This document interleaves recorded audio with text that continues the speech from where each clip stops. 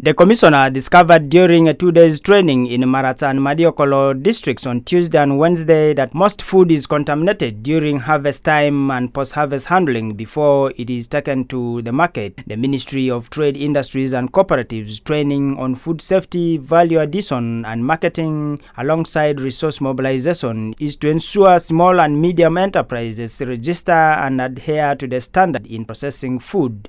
Chewing gum and any substance that has been used in manufacture, preparation of treatment food, but does not include what? You see this one?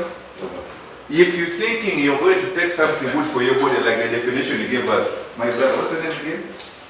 Someone told us about it. Some people, when they smoke, they feel good. They feel that the body is now what? But that's not food. I have seen it's very common when I go to Arua Park. This was Arua General those days. This was Arua, right? Yeah. When you go to Arua Park, those boys are busy chewing those things like, how do you call them? And I think they're goats. I'm sorry if there's any consumer here, but that's the fact. So you find them chewing that thing. For us in science, in food science, that is not considered as what? As food. Those are the illicit drugs. Those are not used as drugs or something. That's why when in future you start taking processing or doing validation, you also need to be careful.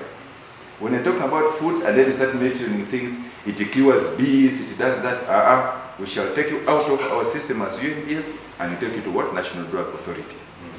Okay? So in simplicity, that is the simple definition I can put across when you talk about what? Food. How about safe food? When can you ever say that my food is safe? When it is not contaminated with the when it's not contaminated with the what?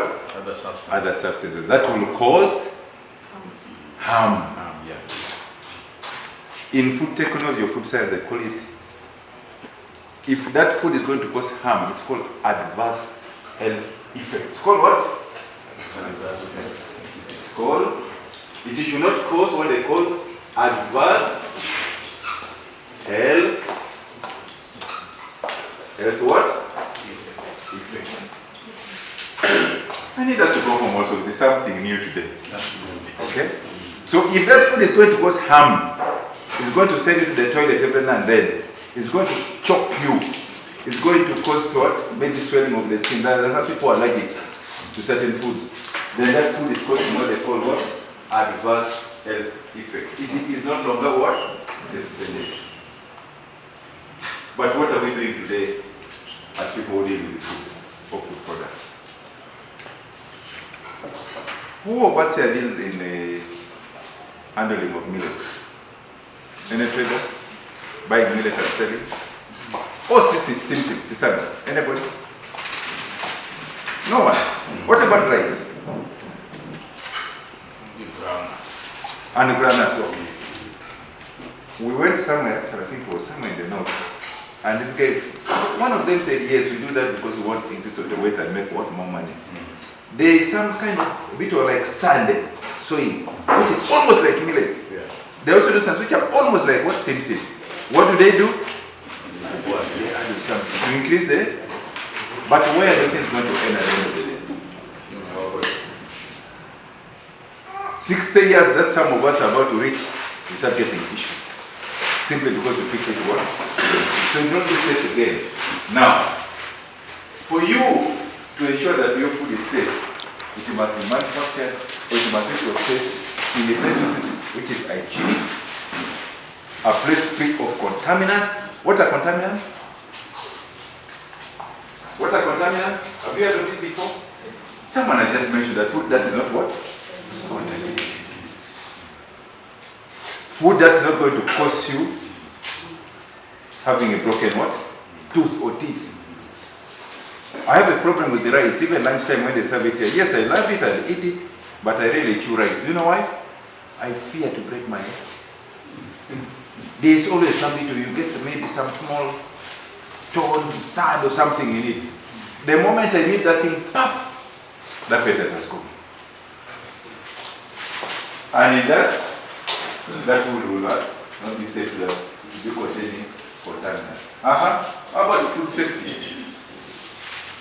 Food safety, these are basically conditions that must be met during the processing of food. What they call the food chain. He said many farmers still dry food items like maize, cassava, millet, sorghum, rice and groundnut on the bare ground, soiling the food with stones and sand. When you talk about hazards in food, you are basically looking at 3 main categories that can cause that food to be contaminated. That can lead to that food not to be what? Safe for consumption. And what are they? What do you commonly see in food that can make it not safe? Stone. Stones, very good. Stones. Can you first clap for this gentleman? Stones. So we have things like what? Stones. What else? And how do stones get into food? Let's be sincere. How do stones get into food? You have gone to the farm, you have harvested, let's say what? What are you harvesting right now in this season? Maize. Yes? And maize is on the cob. The cob is here. And you harvest it. And there are stones in it. Will you get stones there? So how did the stones get to the maize? Into the maize? During drying. And who is introducing the stones? The farmer. The farmer. Poor post-harvest what? Handling. Poor post-harvest handling. And you know it very well. They have told once you have harvested maize, it's as clean and of good quality. So long as it's dry enough from the plant itself. Right on a raised surface.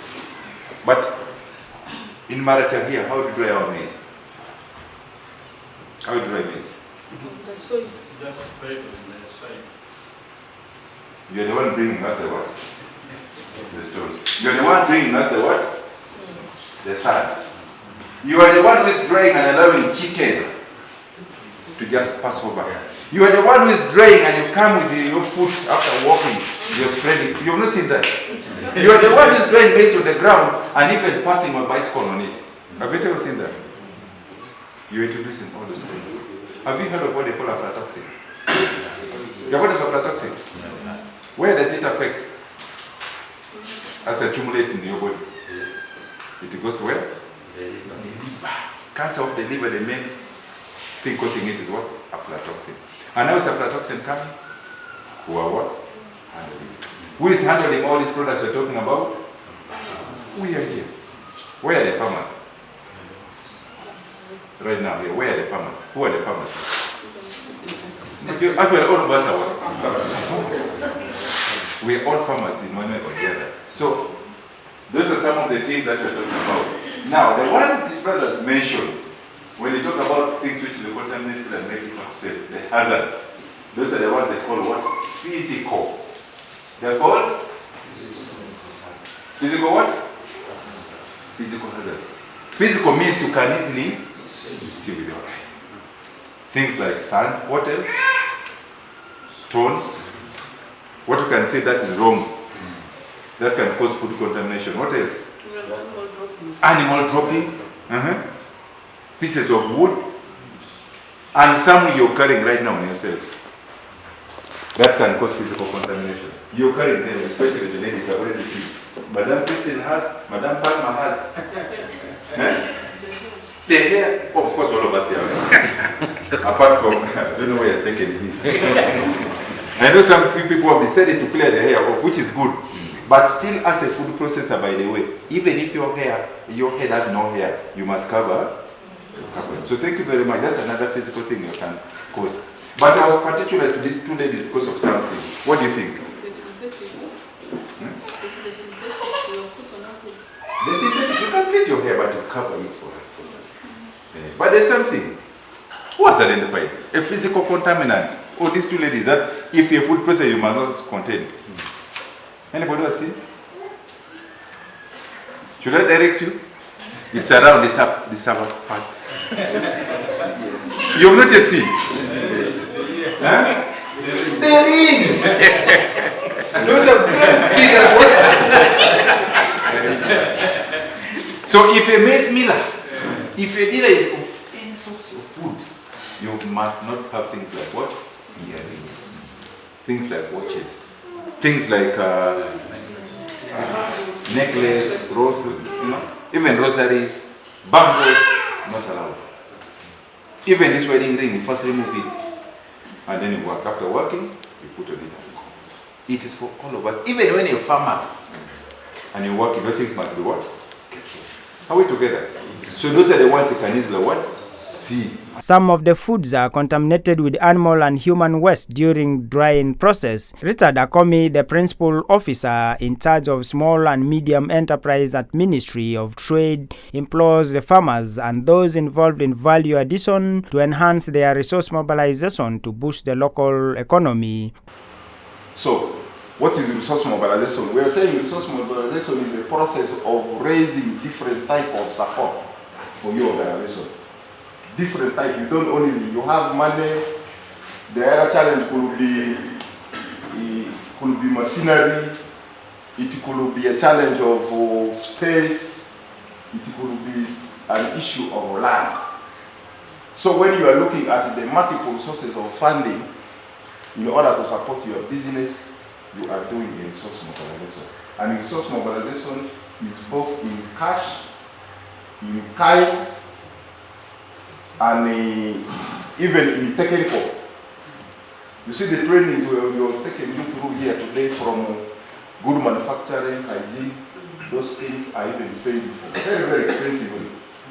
It is only that now, when you are selected like Maracha and Mediokolo and the rest of the areas that we have selected, you get the services. But those are areas of what? Resource mobilization. So others can be intellectual services,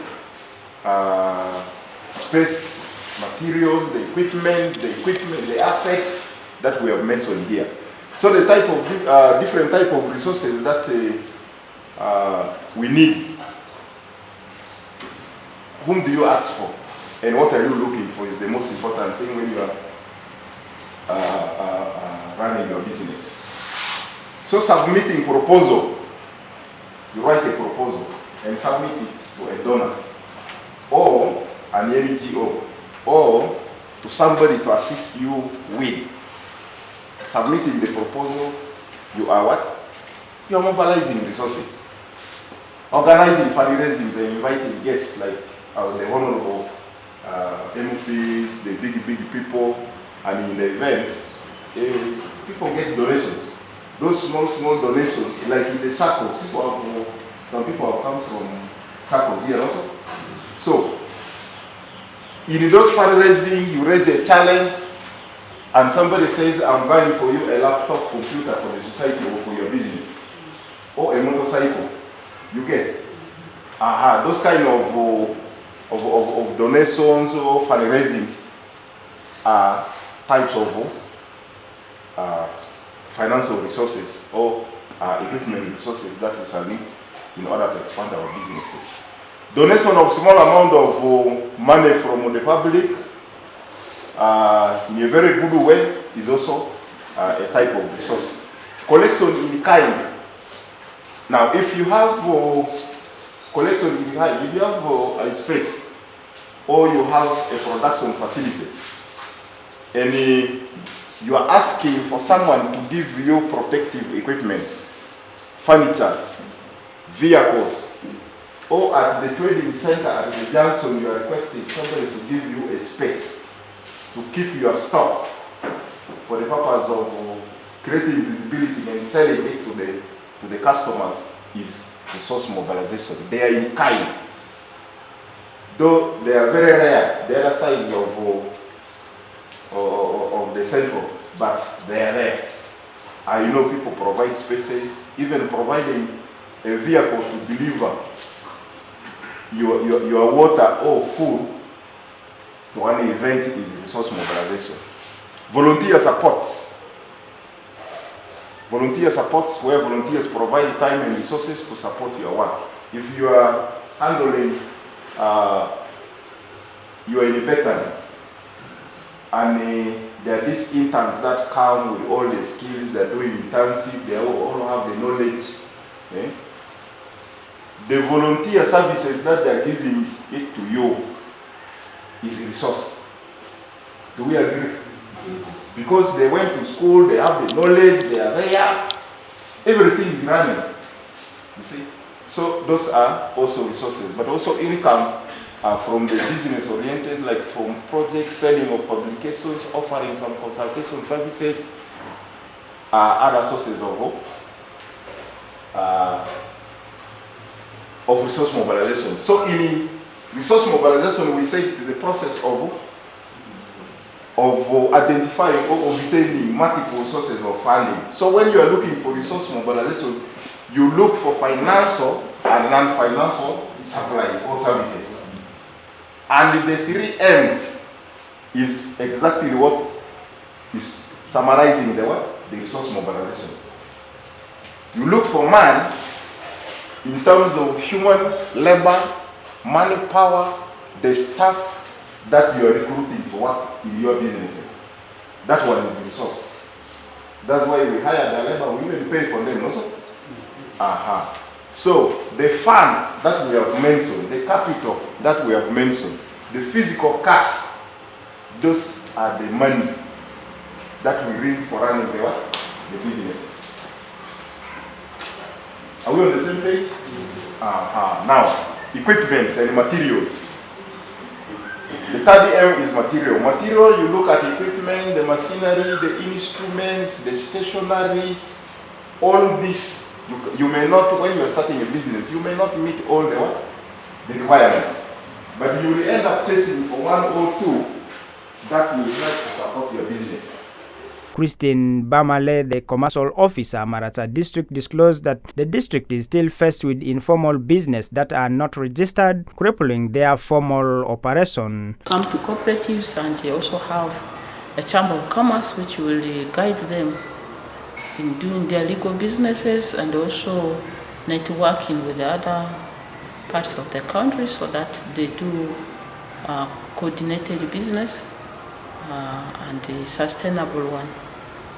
Because as they are unregistered, their businesses seem not to be sustainable because they come and collapse, But if they had a strong institution of the private sector, I think it will be sustainable than doing it as a sole trader, informal business, so that one has not sustained them for long. What do you think would be the challenge for them to come together and be strong together and grow the private sector here?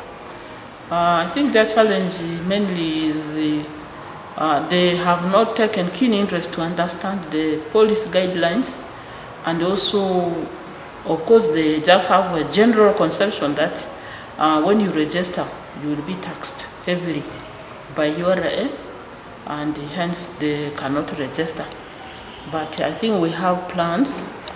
We are trying to sensitize them from time to time. At least quarterly we meet with them to sensitize them so that they really appreciate having the registered businesses, also coming closer to pay the taxes which are assessed, so that they don't have challenges with this smuggling and the rest of it along the border.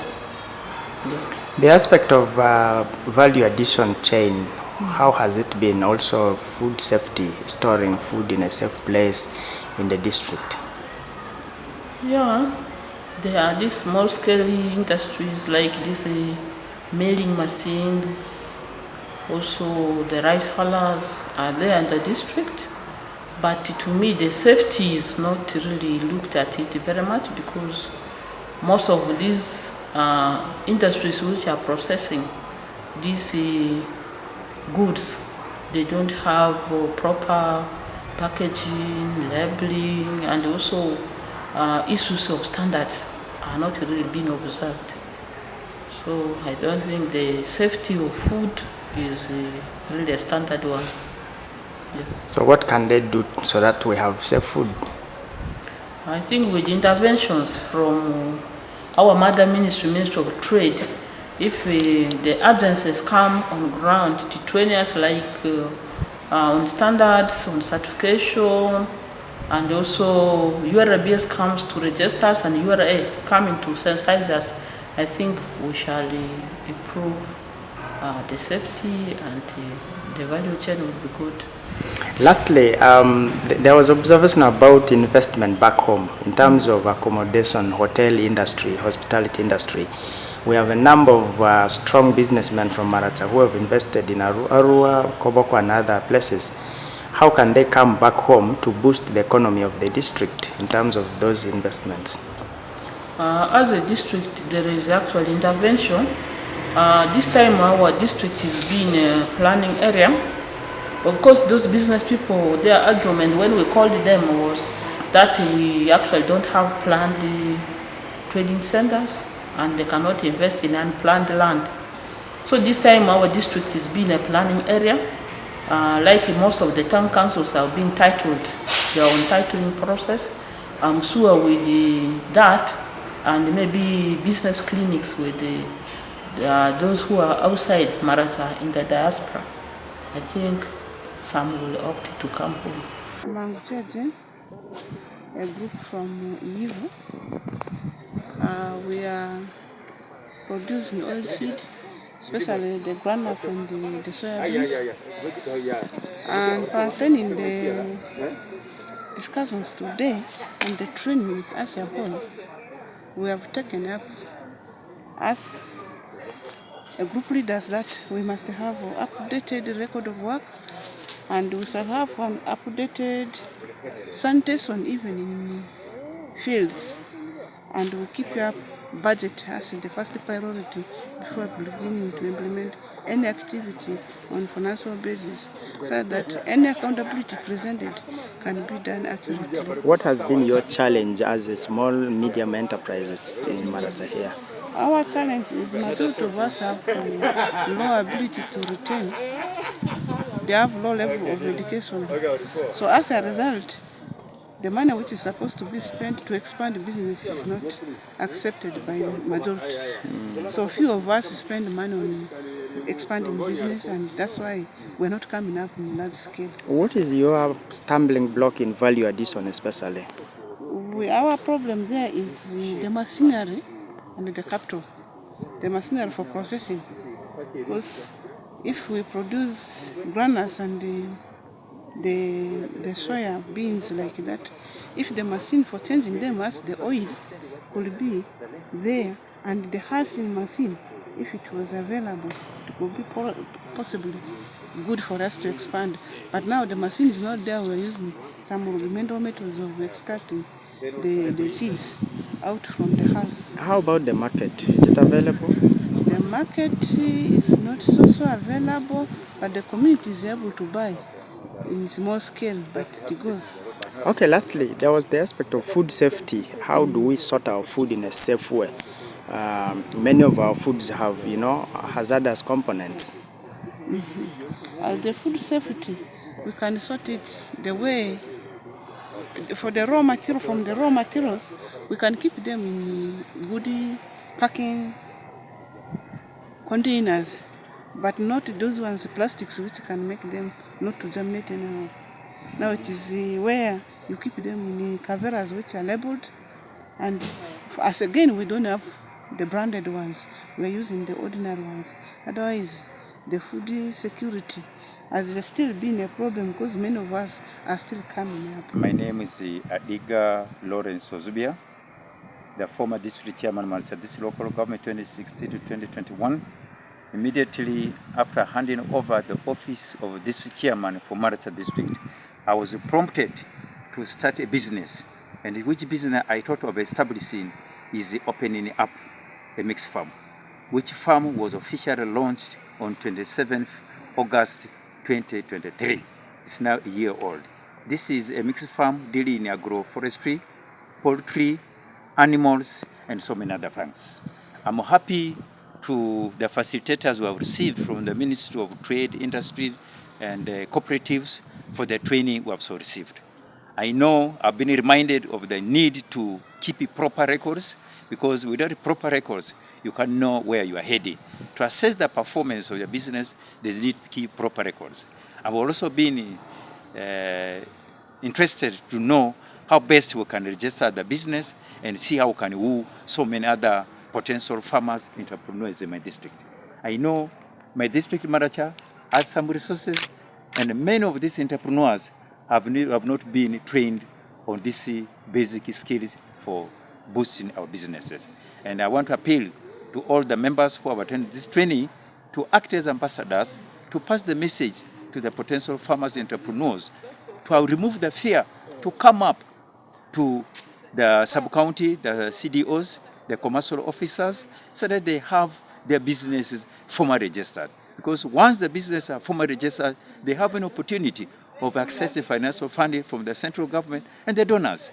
And this way will also boost the local revenue of our district. When the local revenue of the district is boosted, it will also have impact on infrastructure and so many other services for my people of Maracha. There was this issue of value addition, but also sorting out food. Yes. Many of our foods are contaminated because of the way we manage them. Yeah. How can we have clean food, but also we add value to them? Okay. I know many of these businesses, the entrepreneurs, have not been told how with the best ways of removing out the contaminants in the food. The best now is, as we have been trained, there's now need to bring all other processors, those who are involved in value addition, steps to follow in processing food, so that they know as you do the various processes, you're able to identify the food contaminants, so that we're able to have safe food for consumption for our people, and thus we can export to other places. Therefore, let's bring our people together. A number of small and medium enterprise farmers in the two districts of Madiokolo and Marata were trained on best farming practices, especially during post-harvest handling and value addition alongside resource mobilization. This is to help them boost their local economy. Compiled by Robert Ariaka for the news.